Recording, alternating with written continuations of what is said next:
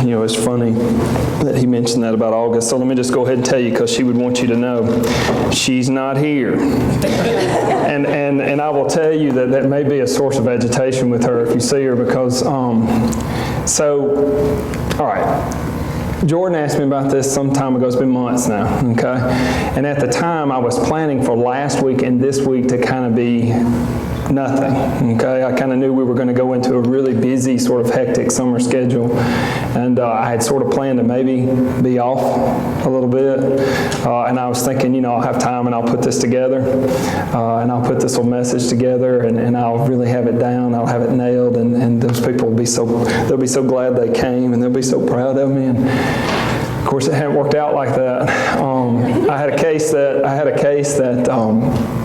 was supposed to try a couple months ago, and we had issues and had to reschedule, and it just so happened these were the 2 weeks that I had to set this case. And even in that, I thought, well, there's no way it'll go past Friday, and we're still going. It's now I think maybe a couple of you may have been on the jury that you got off. Good job, okay? We've been going for 5, 6, 7, 8 days now. 6, 7 days, I guess, with the holiday. And there appears to be no end in sight, and it's whatever. I don't want to get off on that. But what happened in all of that is I didn't put this on the calendar. All right, so I don't know how y'all's life worked, but our whole life revolves around this little they call it a phone. And it's not actually a phone. It actually really doesn't even do that. I don't know that I ever actually use it as a phone. But my wife and I share a calendar, of course, I'm sure like many of y'all do, and whatever happens goes in the calendar. And if you pull one up right now, you will not find this on the calendar. And we scheduled a beach trip that they're on, and I'm not. And they need to be. It was one they were planning on taking by themselves anyway. But so she sends me this message yesterday, and she goes, "Hey, are you speaking at the Church of Christ Wednesday night?" And I went, "Yeah, I am." "Did you not know that?" At any rate, so she's, y'all know who she is. She would be glad to be here. And what's so funny about what he was just talking about is August's husband. I'll tell you a quick story. And I'm going to try to stay on track tonight, I promise. I got a clock, and there's one back there, and I was fixing to pull my phone out, but I've got a good idea about time. But so when we were in Tuscaloosa, we went to the Methodist Church in Tuscaloosa, and that's where we sort of started our life together. Okay, so we got married in '99. We moved.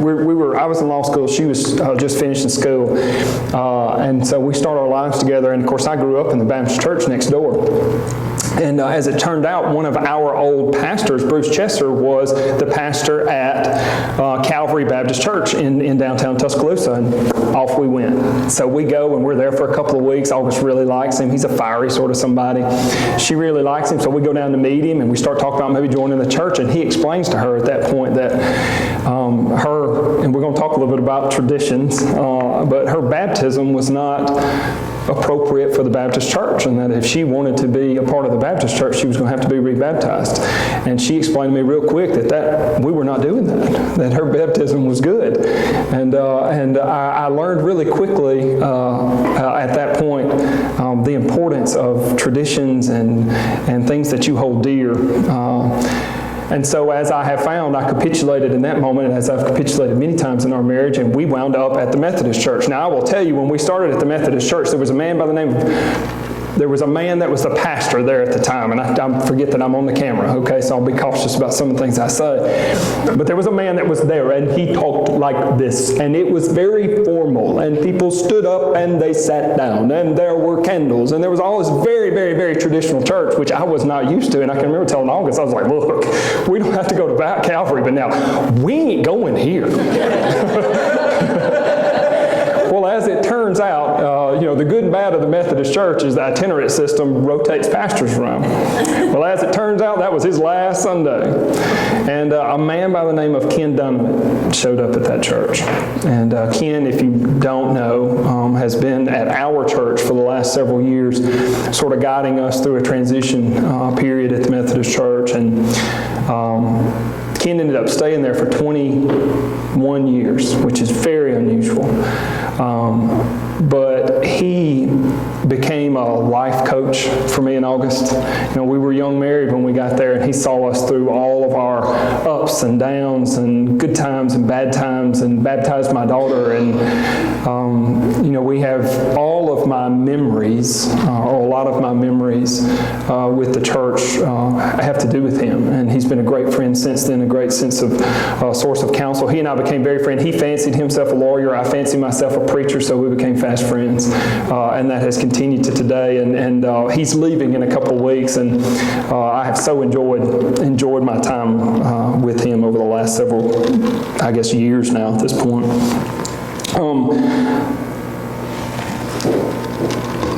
Let me pull my stuff up. Hold on. I got a couple of thank yous, and y'all give me just a minute. I'm a little anxious. I'm not usually anxious or nervous, but I'm a little anxious and nervous for lots of different reasons tonight. And so I'm going to stumble around, and I may tell a joke or two before, and then at some point in time I'll get my wind about me and we'll move on to the message. But until then, the first thing I wanted to tell you, because I knew several things I wanted to say. First and foremost is I am so grateful to Jordan and Priscilla for the heart that they have for this community. He talked about being brought in whatever, and when we met and me and this and that. But the reality is that August and I latch on to people that care about this town and people that care about people who are looking, people who are searching. I was going to tell you this. I'm sorry, I'm backtracking real quick. This was important. It was funny. So when we were at the Methodist Church, okay, this is about August. All right, now back up. We were in the choir at the Methodist Church, okay? And of course, as you can imagine, August quickly became involved with the children, okay? She got involved in doing kids ministry when we were really just kids ourselves. And so we were involved in the choir, and because I was by 3 decades the youngest person, August and I were by 3 decades the youngest people in the choir, they asked me to get up and speak one Sunday morning, okay? And to try to encourage people to become members of the choir. We were trying to increase the membership in the choir. And that was the thing that I told them. Nobody knew who I was, okay? And I told them that when I was growing up that I've just never really had my own personal identity, that I grew up in a small town. My dad was a judge. I was the judge's kid. Or I had 3 brothers. I was one of the Junkin boys. I was not Sam Junkin. I was just one of that crew of people. And now I find myself at a church where nobody knows me by name. They all call me Mr. August. All of the little kids called me Mr. August, and I don't know that they knew any different. I don't think that they thought that I had an actual name. And so, anyway, back to what I was saying about Jordan and Priscilla. They came here to this town, and this is not their town. It's not their hometown. But the first thing they do is find a way to plug into this community and try to find a way to make a difference in this community, because I know you all know how much hurt there is. As we say at Celebrate Recovery, the hurts and the hang-ups. And there are a lot of people who are searching. There are a lot of people who are looking to be loved. There are a lot of people who are looking to receive grace. There are a lot of people who are looking to serve, to love other people, and to be given the opportunity to do that. And I have such respect for people who take the opportunity to be loving to other people, because that's very complicated. And it shouldn't be, and I know that it's our primary commandment, but it is. It's especially difficult to love people that are different than you. And that's part of what I want to talk about tonight. I also, too, and I want to be real careful about it, and I asked Jordan if it was okay if I said this. It is not lost on me that I'm speaking here tonight, okay? And it is an incredible honor for me to be able to do that. And I say that because I know there's lots of people, when you talk about traditions, I know there are people that are sitting in this congregation right now where this is not something that you grew up doing, that this was foreign to you. And it can make you uncomfortable when you start getting moved out of your own traditions and your own histories and those things that you hold so personally and things that are so dear to you. And I know that this church in its moment is sort of going through its own little growing pains, and I know some about that. As we have gone through our growing pains at our church as well. And I just told Jordan, and I don't, I don't delve into y'all's business or anything like that, but what I do know is how much respect I have for how you are handling it. There's no part of me that thinks that God cares if we have a band or a pitch fight. That what God cares about is how we treat each other, how we value each other, that we respect each other, and the fact that you all are handling everything that's going on within your congregation, your little family, the way you're handling it gives me hope. And I want to tell you that because it's important to me that you hear that from me, and that you hear how much respect I have for who you are and how you are in this community. It's real easy for disagreements to lead to division. Disagreements are inevitable, but division is a choice. And you choose to allow that division to separate you. And any time that you don't line up with other people or you have disagreements with people, there's the opportunity for you to devalue someone. And where I'm going tonight is not particularly comfortable for me, okay? And I'm stalling a little bit because I don't really want to talk about it. But I know a little bit about this because I didn't get it right. I didn't get that right when we were going through our growing pains. And it led me to a point where my spirit was really fractured. And you combine that with what I do for a living and what I see on a regular basis, and I found myself sort of in a position where I was questioning my own personal witness and was most certainly questioning why I do what I do and whether or not I'm effective at what I do. And as I often did, I called Ken Donovan. And I went over to that Mexican restaurant on 43 that sucker always wants to eat at. Every time we eat lunch, that's where he wants to eat. And it is good. But I'm just like, that's all we have a lot of Mexican restaurants in Fed. And it's just kind of like when I go to Tuscaloosa, can we eat somewhere else, Whatever, he loves Mexican. So, at any rate, I don't remember all about that conversation, and I promise you that we talked about a lot of important things, and he guided me and gave me some good counsel. But what I walked away from there is this is what he told me. He said, Sam, you need to find you a group of men, and you need to find you a group of men that you can trust, that you can bare your soul to, that will sit with you, that will counsel you, and guide you through the rest of your life. And he has that. And he has a group that's existed for decades, I guess. They started when they were my age or younger, and they still meet. He's 60, how old he is. They've been meeting for years. And I thought to myself, there's value in that. And I went and I got out in my car and I sat down, and before I left that parking lot, I wrote a list of 4 or 5 names. And maybe that day, or certainly within a day or so, sent messages to those individuals.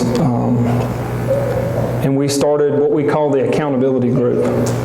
And they come to my house on Mondays, once a month, the first Monday of the month. And we sit and we eat. And we share our joys for a little bit, and we talk about whatever's going on, and then, we bare our souls to each other. And it's a safe space, and I know I'm not going to be betrayed, and I'm always going to be valued. And it's a place where I know that none of them want anything from me. They don't expect anything from me. They disagree with me often. Let's say it is me. I'm the only non-pastor in the group, and I'm a Methodist, and there's a Church of God pastor. There are a couple of Free Will Baptist pastors. There's a regular Baptist pastor. There's a Church of Christ pastor. My mother asked if we would allow a Jewish rabbi to join us. It's like, look, we got. It's just us. We can't. It's too much. And I will tell you that it has. I intentionally sought out people that were better than me. You know how important it is to surround yourself with people that are better than you. And I can't remember what it is. I think it has maybe to do with Rebecca, or there's something in the Bible where there's some goats that are spotted or striped or something, and I'm not going to remember it all right, but they go to a watering hole and they become the color of the other goats that they see. And there's a lesson, and I'm not getting that right, I know, but there's a lesson there that we become who we're around. We become what we see. We emulate the people that we associate with. And a lot of my time is spent. I spend a lot of time with the people that I work with are really, really, really good people. But what we do is complicated, and we see people, most of the people that we see them at the very worst time of their life. And it can be very soul draining. So I'm very grateful to those men. I'm very grateful to have them in my life, and I'm very grateful that that's part of what's going on, and would encourage you to find something like that if you don't. Now, let me first of all reiterate that I'm here tonight. I am not a preacher, okay? I went to licensing school with the Methodist Church, and I thought for a second that may be something that I was going to do, but as it turns out, in the licensing school within the Methodist Church, it took me 18 months. Everything about the Methodist Church has some sort of formula and some sort of box, and you got to go from one box to the other box to the other box, and then the formula, and it leads you to an end result. And the point of the whole licensing program is to try to help you discern what your gifts and graces are for ministry. And I felt God's call on my life. I didn't necessarily know what it meant. I actually thought this is what I would end up doing, but as luck would have it, I lead worship, and there's an active debate about whether or not I'm particularly good at it. But it's funny because we were doing that song, That No Longer Slaves, and that song was one of the first songs that I latched onto when I started, because it was as I was beginning my journey, and I had incredible amounts of fears and anxiety about how people would see me, and how they would view me as I do what I do, and I am who I am, and where I'm from, and whatever. And I had a lot of fear associated with that. I knew that in my soul that I was a good person, but the reality is that I'm not great, and I'm real flawed, and it's hard to bear that to people. But it's been a great journey, and it's 7, 8, 9 years now, and it's something that I enjoy very much. And I tell you that I'm not a preacher, not to diminish my responsibility in speaking to you here tonight, because I grasp that and I accept that. But I do say that because I have so much respect for people that do this for a living, that every day they wake up and they've chosen to shepherd people. To not just try to be a good person, to not just read the scriptures to try to figure out how to make their life better, but they've chosen to have the responsibility to lead people in that endeavor. And they spend their time in the Word preparing for that moment. When I'm spending my time in the Word, I subscribe to the Andy Stanley theory of Jesus and being a Jesus follower, that following Jesus makes me better at life, and it makes my life better. And that anyone and everyone should follow Jesus for that very reason. It's a very selfish reason, but it makes you better at life, and it makes your life better. And as I'm studying, that's what I'm doing. When I'm studying, it's not to stand up here and talk to you or lead you in something. I'm trying to figure out how to get through my current mess. And so I tell you that because I'm not here tonight to teach. I'm not here to preach.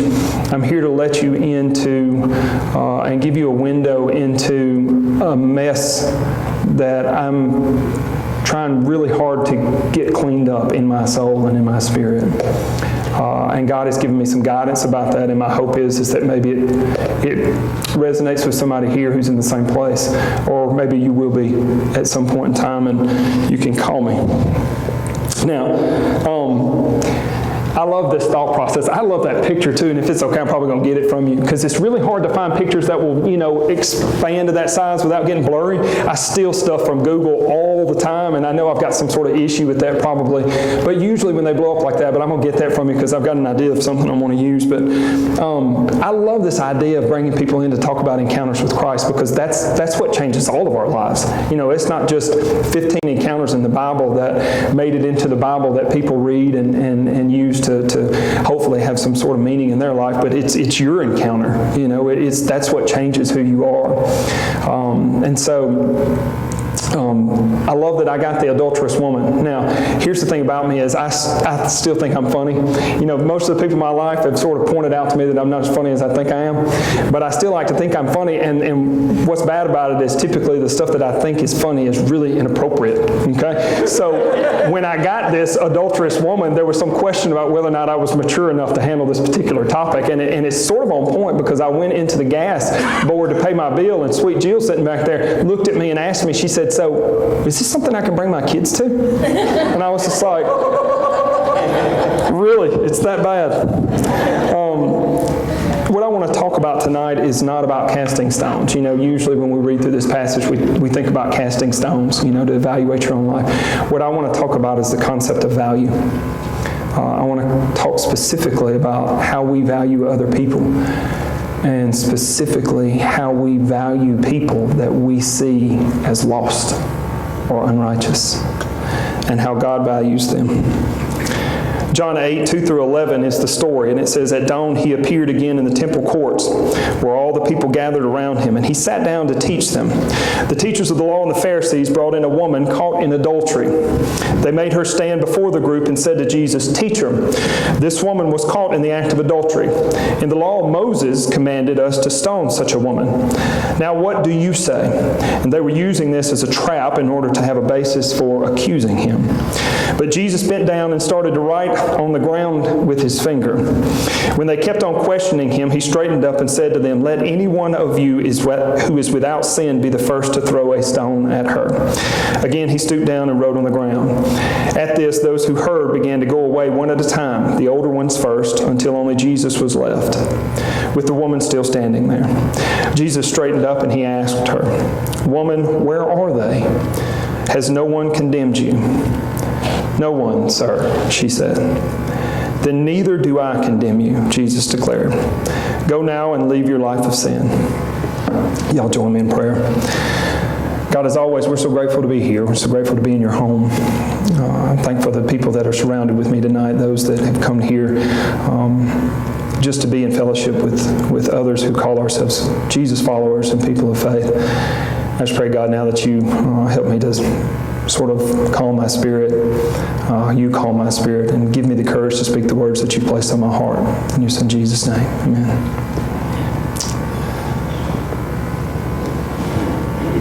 I need to tell you a story so that you'll understand why I'm struggling.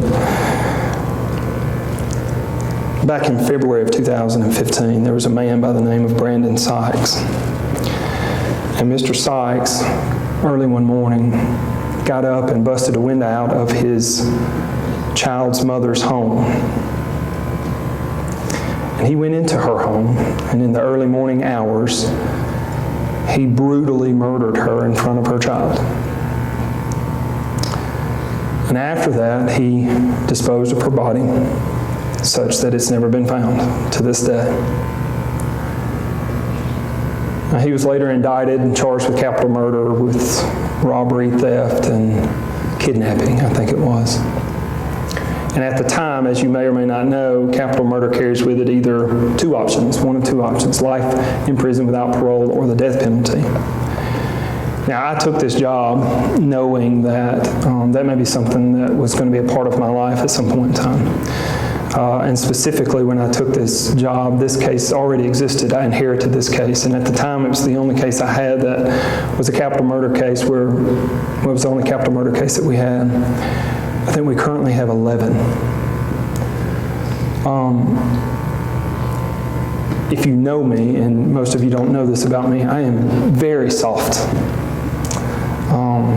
I'm very emotional. I've tried really hard in my life to be somebody who controls that and manages that, and I've given up on that, and I may get choked up tonight, and if I do, I'm sorry. No, I'm not. I've got to stop saying that. But I don't kill stuff. My girls get so mad at me, they'll start screaming in the daggum bathroom, and I'll go back in there, and they'll be standing there buck naked, and there'll be a spider in the floor as big around as your hand, and they're having to come apart, and they kill it, and I just put it in a cup, take it outside, I can't kill it. The other day we just redid our deck, and I bought some of those little birdhouse looking things that catch carpenter bees, and I look up, and August has got teary eyes, and there's 2 carpenter bees in the little jar that I've caught specifically so they won't tear my daggum deck up. But both of us are just like, can't deal with it. I turn them loose. I don't hunt. I never have. I just, I value life. and I have intuitively for as long as I can remember, even life maybe that other people don't see as significant. The thought and the prospect of having to sentence another human being to die is something that bothered me tremendously. It bothers me now, still. And I had,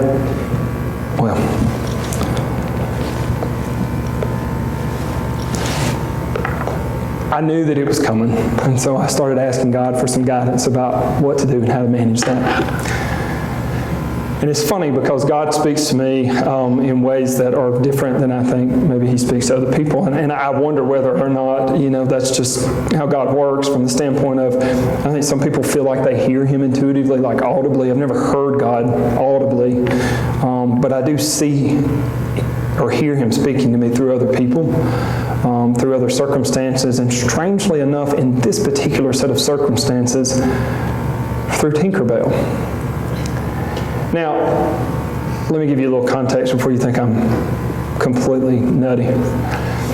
There's two parts to this. There's the underlying issue that is going on in my spirit and my soul about the death penalty.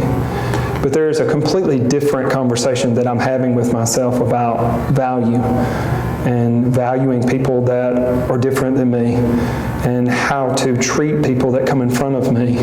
Because at first it wasn't as difficult, but over the years it has become increasingly difficult to do my job and to do it appropriately. And so it's something that I found myself really struggling with, and so as I sought guidance from it, I'm sitting and I'm watching a movie with my daughter. So Tinkerbell is familiar to everyone in this room as the little fairy from Peter Pan. Okay, what you may or may not know is that she broke off from Peter Pan, and she has her own series. Much like Justin Timberlake broke away from NSYNC and created an incredible solo career, Tinkerbell has had an incredible solo career as her own shining actress in her own series of movies. Now, Tinkerbell, who you may or may not know, but Tinkerbell is a fairy, and these particular fairies are responsible for the changing of the seasons on the mainland, And the fairies are grouped into different families based on the specific gifts and talents that they have when they are born, So they're born, and how they're born is just richly it's cute. And she arrives and she sits there and she determines that her particular skill set is tinkering. Now tinkering, as it turns out, means to fix things, to build things, to create things. And she is specifically very gifted as a tinker fairy. In fact, it is noted right off the bat that she is a rare talent.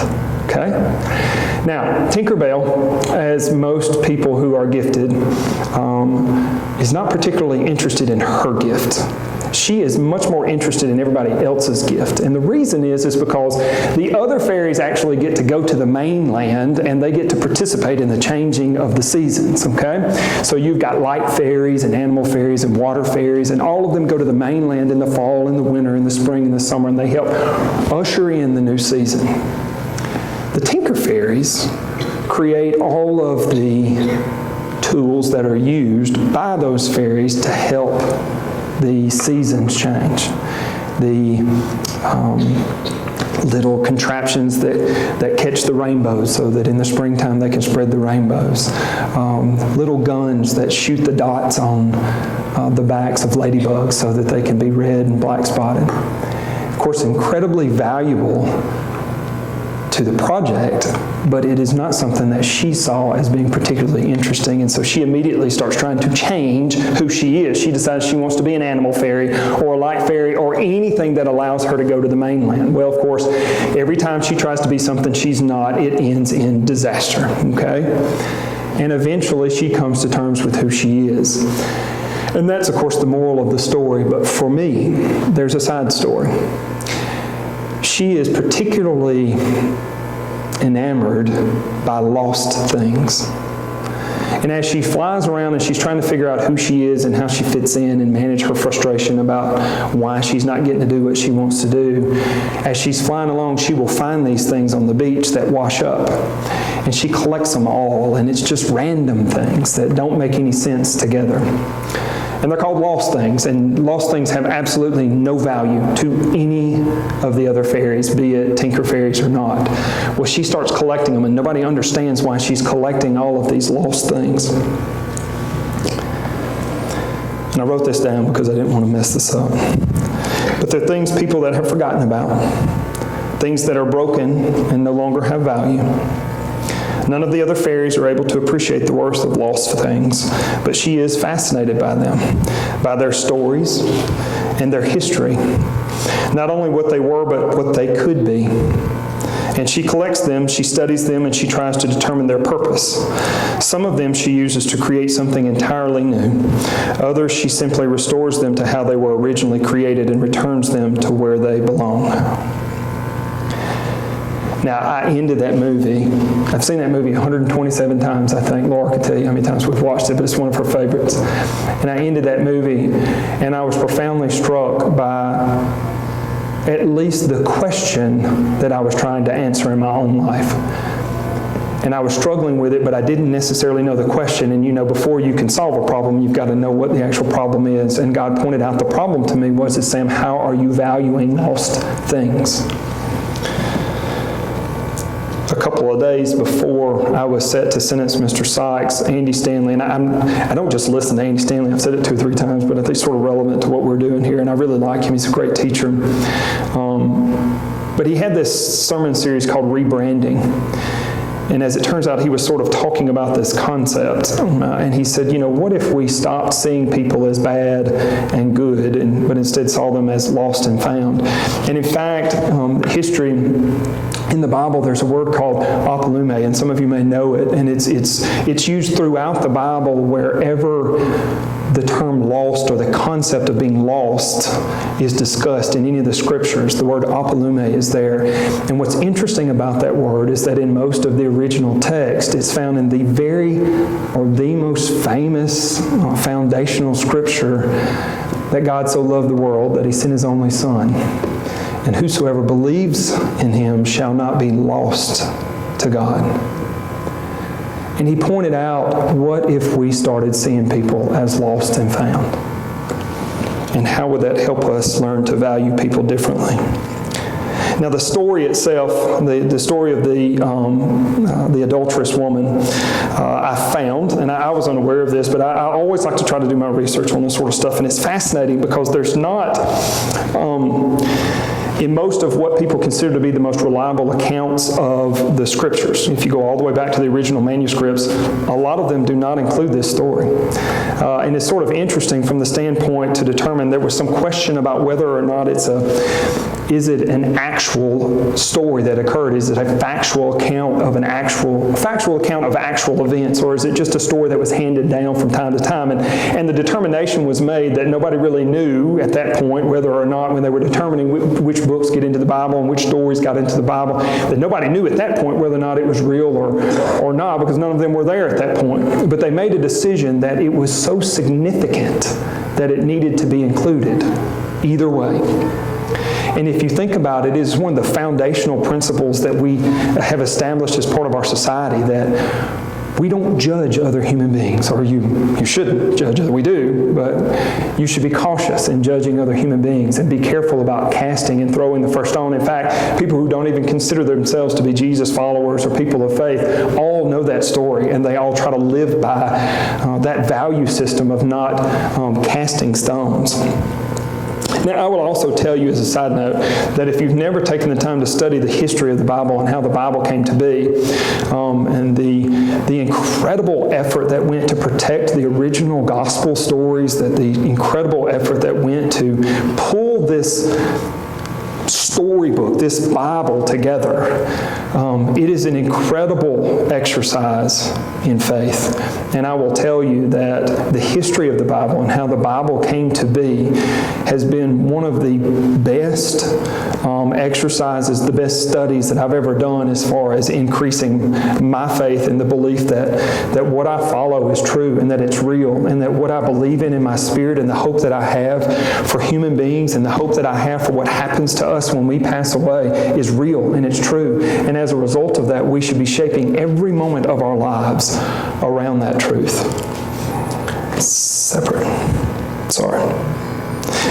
Set the scene, it's a big crowd, okay? And you got to figure it's a big crowd because the Pharisees are there, okay? The Pharisees didn't care when Jesus was just sort of walking around spouting off stuff that nobody had heard before. But now he had a whole bunch of people who were following him everywhere he was going, and it was creating issues for not just the Pharisees, but the Roman government. And nobody was particularly happy, as you all know, about what was going on during this time because it was disrupting society, okay? Nobody likes for society to be disrupted, even today. We don't care for that very much at all. So you've got this incredible crowd that's there, and Jesus is teaching these people. And in an incredible moment of disrespect, the Pharisees, who think they know everything, just show up with this woman and throw her at Jesus' feet and say, hey, here's a woman that's been caught breaking the law of Moses. And the law of Moses says that she should be stoned. What do you say? Now, the interesting thing about this, and of course, I didn't know this, so I do a little research, and the interesting thing about the conflict, I've always understood that there was a conflict that was here, but here's what the conflict was. The conflict was that Jesus couldn't not condemn her, okay, because she was caught in the act of adultery, okay? And so as a result of that, the law required that she be stoned, okay? So if Jesus doesn't condemn her, then he is breaking the law of Moses, okay? But in his heart, he's struggling with that part. But the other conflict is that under the Roman government, he didn't have the authority to execute her. So if he orders that she be condemned, and then they stone her, now he has issues with the Roman government. Now they can bring charges upon him and have him arrested with the Roman government. Now the problem with Jesus always was, there was always another option that nobody saw coming. And so Jesus did what Jesus does, and he stoops down in the ground and he starts writing in the sand. And I love what people do with that, okay? There's lots of different parts of this story, and there's actually, and I didn't know what this was, but I had heard this in the past, and there's actually one of the original manuscripts includes the concept that Jesus was stooping down and writing the sins of the men who were accusing her. Now, not all of the, so we don't know if it's real, if that's what happened or not happened. But there is one of the stories, and one of the recounting of this story says that he stooped down and began writing the sins as he did. Oh, that's mine. I got to go see y'all. And they just walk off, and you think, okay, so how does that happen? I always have loved this story, and I've always read it from the perspective of passing judgment. But this time, and I'm trying to stay on point here, and I'm sorry. This time I read it from a standpoint of value. And as I read this, because of where I am in my headspace, I see how Jesus sees this woman. Now, if you'll recall, first of all, she's a woman. And, back in this time, there was no real concept of human value, and women and children and slaves, not only were they weren't just not free, they didn't have value in society.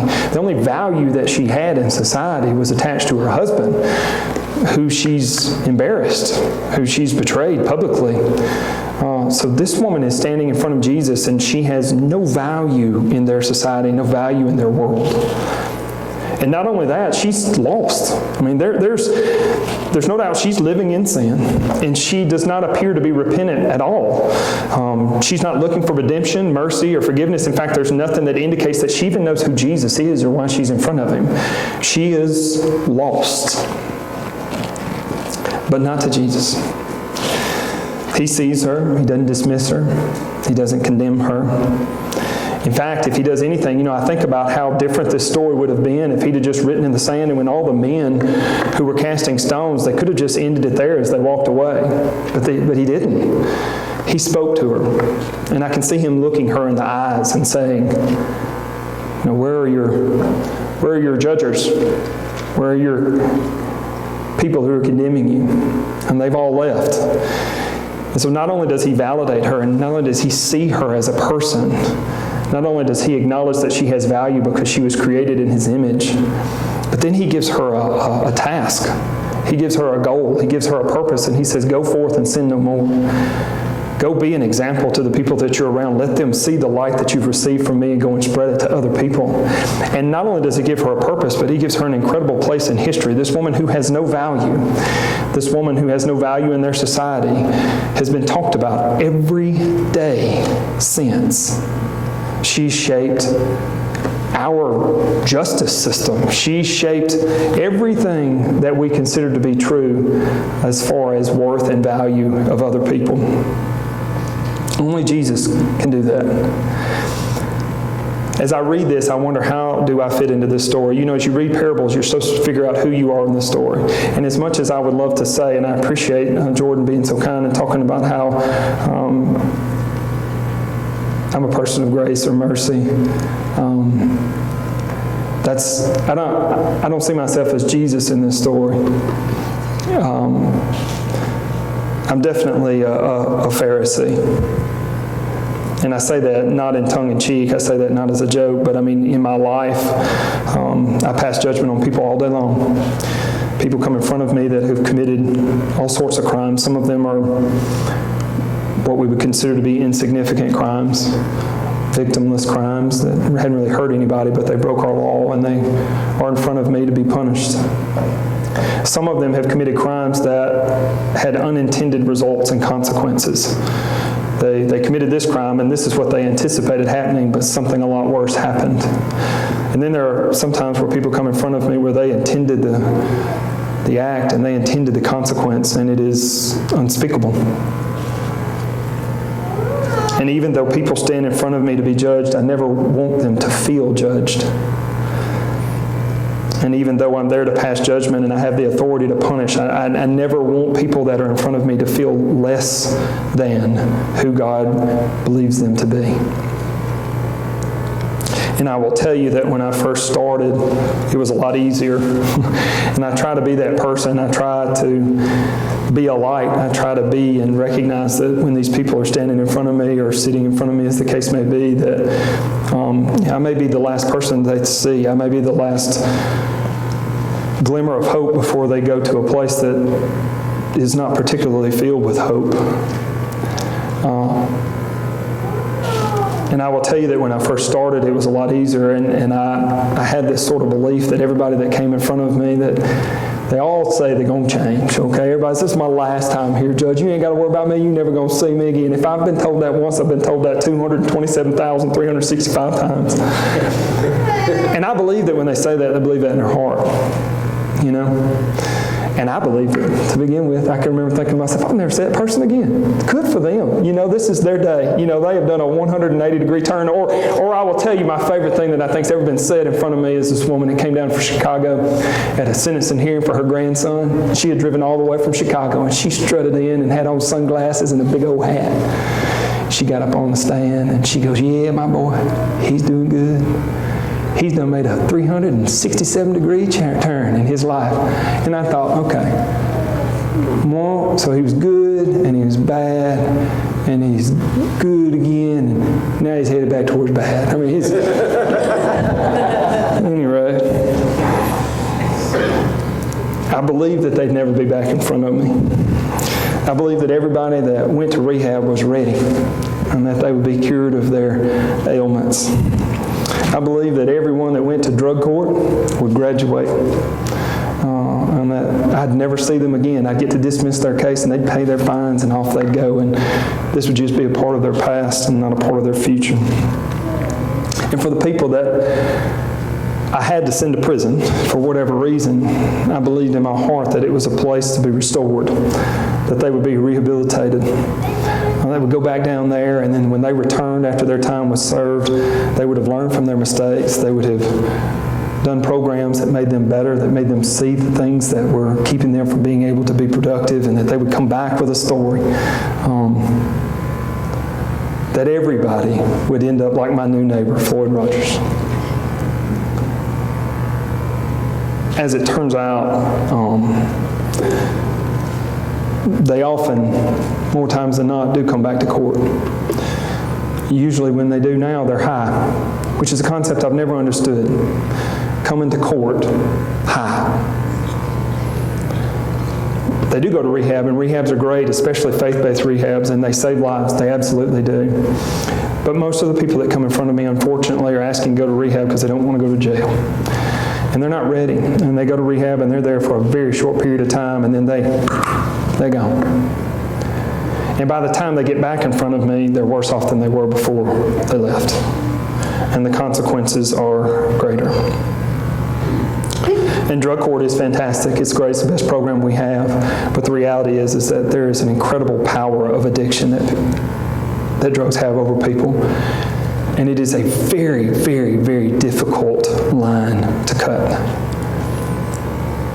In prison, there is no such thing as rehabilitation in prison. There is survival in prison. And I know this because at my office right now, there are a stack of letters from people who we tried to not go to prison, who are begging me to let them out, begging me to exercise my authority to turn them loose. And there are families that are being extorted right now. There are telephones that are ringing from individuals who are in jail, calling family members, telling them that if you don't pay up, we're going to kill your son. They're being extorted right now. And those family members see me at Walmart, and they beg me to turn their son or their daughter loose. You read about it, and you see it in the newspaper, and people pontificate about it down in the legislature, and you think, oh, that's horrible. But you're wrong. It is so far worse than horrible. And most every day I leave my office, unless I'm lucky, I leave my office wondering if today is the day where one of the inmates I sent to prison for some stupid drug crime gets murdered because I wouldn't let him out. And that crap, that stuff weighs on you. It weighs on me because I'm soft. It weighs on me because sometimes my heart's bigger than my brain. You know how I cope with it? How I cope with it's worse than all of it. I say to myself, it was their decision. It's their choice. They decided. They made the choice. It wasn't my choice. I'm just doing my job. They're bad. They're evil. Stupid. Sometimes it's just because they've made choices I don't agree with. And any times that happens in my mind, every time that it happens, every time I tell myself that, it authorizes me to dismiss them. It authorizes me in my mind to devalue them. And once I do that, then they don't matter anymore. Not to me. And if I'm the last person, then they don't matter to anybody else. Now maybe that helps me cope sometimes. But I also claim to be a Jesus follower. And in dismissing and devaluing them, I am dismissing and devaluing the very people I'm commanded to love. The people I'm commanded to find and bring home, to bring into the fold, to bring into the family. 1 John 2:9 says it best. Anyone who claims to be in the light but hates a brother or sister is still in the darkness. Anytime I dismiss or devalue, I'm in darkness.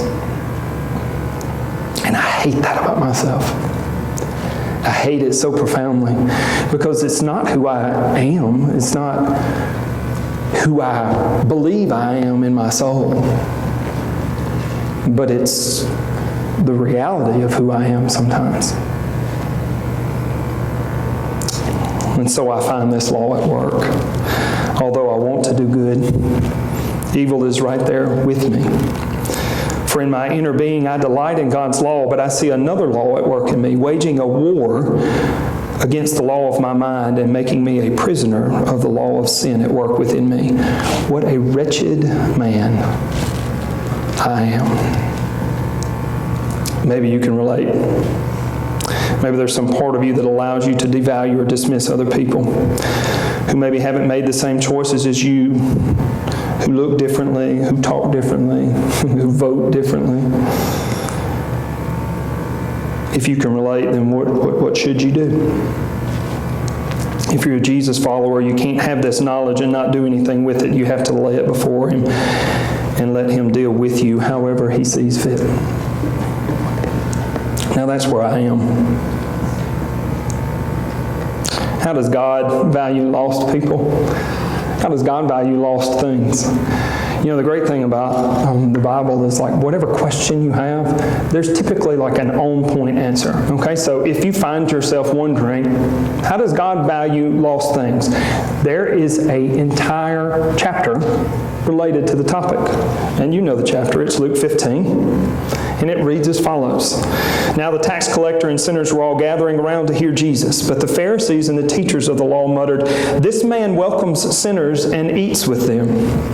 Then Jesus told them this parable. Suppose one of you has 100 sheep and loses one of them. Doesn't he leave the 99 in the open country and go after the lost sheep until he finds it? And when he finds it, he joyfully puts it on his shoulders and goes home. Then he calls his friends and neighbors together and says, "Rejoice with me, I have found my lost sheep." I tell you that in the same way there will be more rejoicing in heaven over one sinner who repents than over 99 righteous persons who do not need to repent. Or suppose a woman has 10 silver coins and loses one. Doesn't she light a lamp, sweep the house, and search carefully until she finds it? And when she finds it, she calls her friends and neighbors together and says, "Rejoice with me, I have found my lost coin."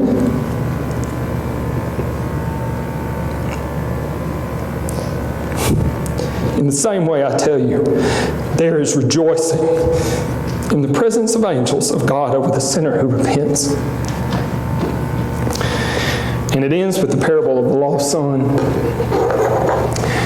And I don't mind telling you, I have, as I read through the parable of the lost son, there's a part of me that just wants to go, maybe just hold up 1 second, okay? Because let's just walk through this real quick, okay? So this guy essentially completely and utterly disrespects his father and basically tells him, "I wish you were dead, okay? I want to go ahead and have my inheritance, okay?" Because, as it works out, I think there were 2 of them and he was supposed to get maybe a third. I think maybe the oldest son gets a third and then they split what's left. Some of y'all that know biblical history maybe can understand the rules of inheritance better than I do. But the long and short of it was he wanted whatever was going to be his now so that he could go to Vegas. Okay? And so he gives it up, and off he goes, and he squanders every penny of it. And he finds himself, eating out of pig trough one day, and he's just like, my goodness, my dad's servants live better than I'm living right now. I'm going home, and I'm going to beg for forgiveness. And he never gets the opportunity. Because as he's just coming into sight, his father sees him, that which was lost. And he runs to him and he brings him back into the fold. And not only does he bring him back into the fold, but he doesn't just let him be some random person in his family. He gives him his ring. He puts sandals on his feet and a robe over his back, and they go and kill a big old cow, and they have a big party, and the other brothers over there mad, and I kind of get that. And I don't mind telling you, I sort of get that. There's a part of me that's like, maybe wait just a second. You know what I mean? The man just took everything you had and squandered it, and we're going to give him a bunch more stuff? Who's to say? But that's the way Jesus is. He's not looking for who you were, but who you can be.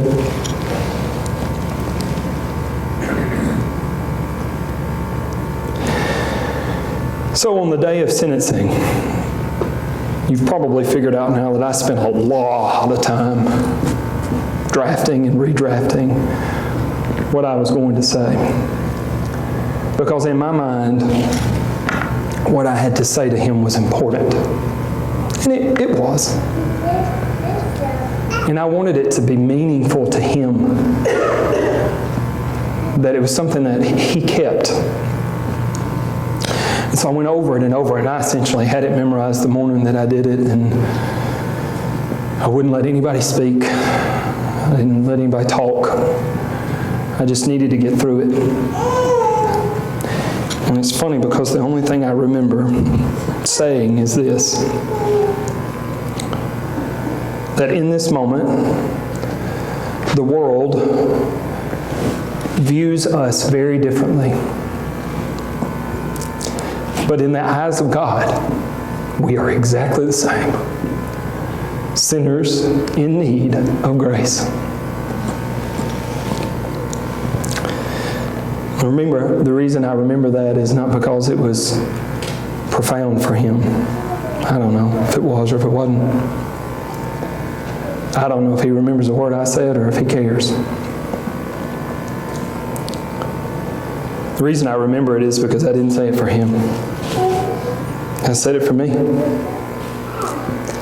To remind me of that truth and to help me manage the responsibility of who I am in those moments. So again, I'll ask you, what about you? Who are you in these stories? And are there people in your life that you've dismissed? The one thing I know is we can't be the church if we don't value the very people God has called us to reach. If we don't value the people that God has called us to search for, to leave the 99. And so I'll leave you with this, and it's John 13:34-35. A new command I give you, love one another. As I have loved you, so you must love one another. By this, everyone will know that you are my disciples, if you love one another. Let's pray. God, again, we're so grateful for the truth of your scriptures, the truth of your message. Thank you for finding ways into our hearts. Thank you for caring enough about us individually to find ways to speak to us individually. Thank you for loving us enough to send your Son, for recognizing that there were no laws that we were ever going to be able to keep that would justify us. Thank you for seeing that and providing a way. Help us to not only grasp a hold of that with everything that we have so that we can be the people that you've called us to be, but help us to have the courage to go out to seek those that don't know that truth, to find common ground with people that we don't have common ground with, to love people who we can't see a way to love, to find mercy, and to find joy in being those people. And forgive us where we fail you. In your Son Jesus' name, amen.